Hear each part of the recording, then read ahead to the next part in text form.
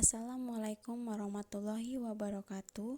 Kami dari kelompok 1 yang beranggota Lina Febriana NIM 040, Alvina Mayuka NIM 045, Novi Safrina Madani NIM 046, Vita Sofiana Lisa NIM 054, Aina Udiana NIM 064, Asi Anur Fatona NIM 066. Pengertian pemberdayaan.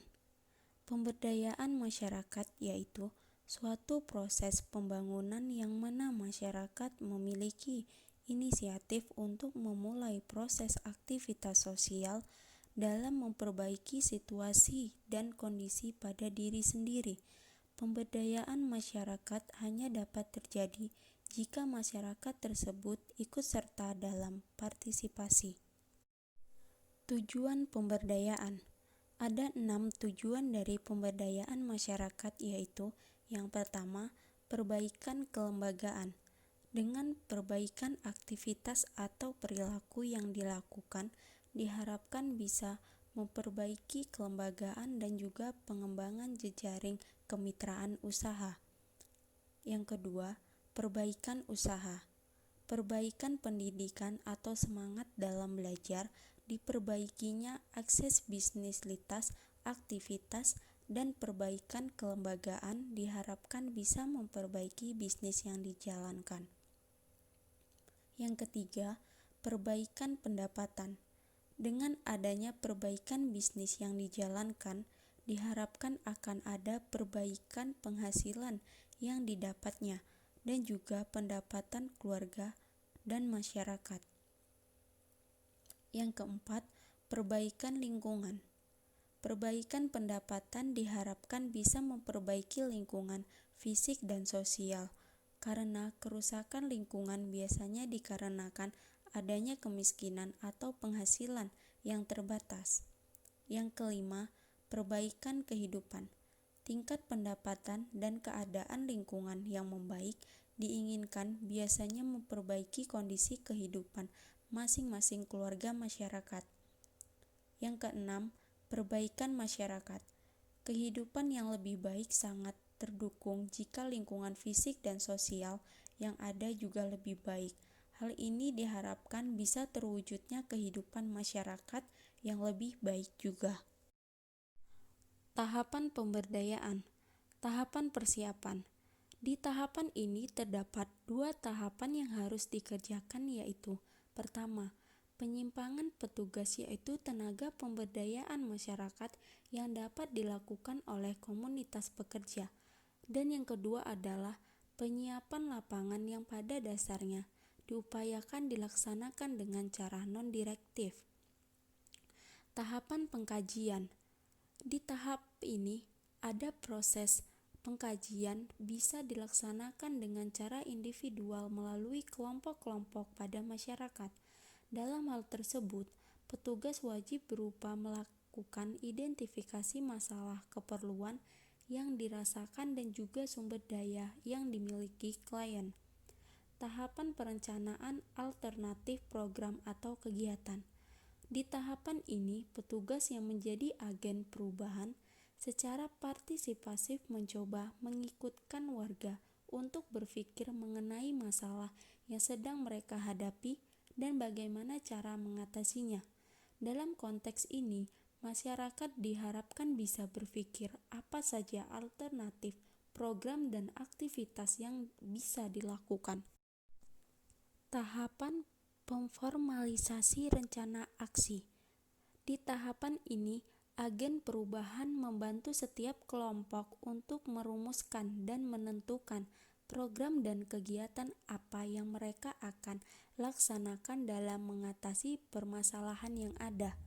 Di sisi lain, juga petugas membantu memformalisasikan gagasan mereka dalam bentuk tertulis, utamanya jika ada hubungan dengan pembuatan proposal kepada penyandang dana. Tahap pelaksanaan program atau kegiatan. Dalam usaha pelaksanaan program pemberdayaan masyarakat, ikut serta masyarakat sebagai kader diharapkan bisa menjadi berlangsungnya program yang sudah dikembangkan. Kerjasama antara petugas dan masyarakat adalah hal penting dalam tahapan ini, karena kadang sesuatu yang telah direncanakan dengan baik bisa melenceng ketika berada di lapangan. Tahap evaluasi. Evaluasi merupakan proses pengawasan dari masyarakat dan petugas program pemberdayaan masyarakat yang sedang berjalan sebagai dilakukan dengan melibatkan warga. Dengan terlibatnya warga, diharapkan dalam jangka waktu pendek biasanya membentuk sebuah sistem komunikasi untuk pengawasan secara internal dan untuk jangka panjang bisa membangun komunikasi masyarakat yang lebih mendirikan dengan pemanfaatan sumber daya yang ada. Tahap terminasi. Tahap terminasi adalah tahapan pemutusan hubungan dengan formal dengan komunitas sasaran. Di tahap ini diharapkan proyek diharuskan untuk berhenti. Prinsip-prinsip pemberdayaan. Prinsip kesetaraan. Prinsip yang paling utama wajib dipegang dalam proses pemberdayaan masyarakat adalah terdapatnya kesetaraan atau kesejajaran kedudukan antara masyarakat dengan lembaga yang melaksanakan program-program pemberdayaan masyarakat, baik pada laki-laki ataupun perempuan.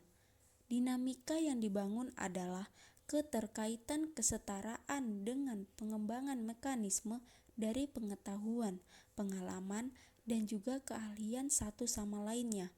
Masing-masing saling mengakui kelebihan dan kekurangan sehingga terjadi proses saling belajar. Prinsip partisipasi.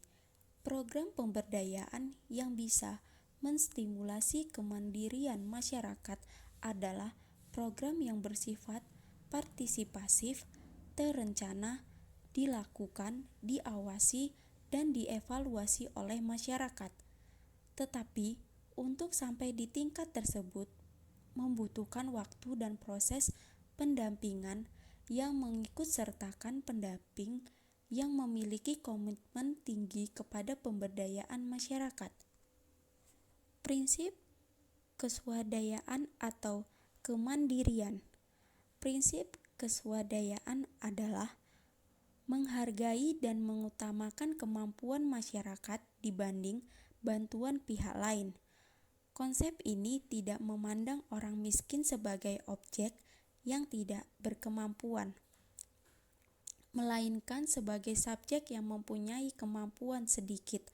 Mereka mempunyai kemampuan untuk menabung pengetahuan yang mendalam mengenai masalah-masalah usahanya, tahu tentang kondisi lingkungannya, mempunyai tenaga kerja dan kemauan, serta mempunyai norma-norma bermasyarakat yang telah lama dipatuhi. Semua itu wajib digali dijadikan modal dasar untuk proses pemberdayaan. Bantuan dari pihak lain yang bersifat material harus dilihat sebagai penunjang, sehingga pemberian bantuan tidak membuat melemahkan tingkat keswadayaan. Prinsip berkelanjutan. Program pemberdayaan harus direncanakan agar berkelanjutan.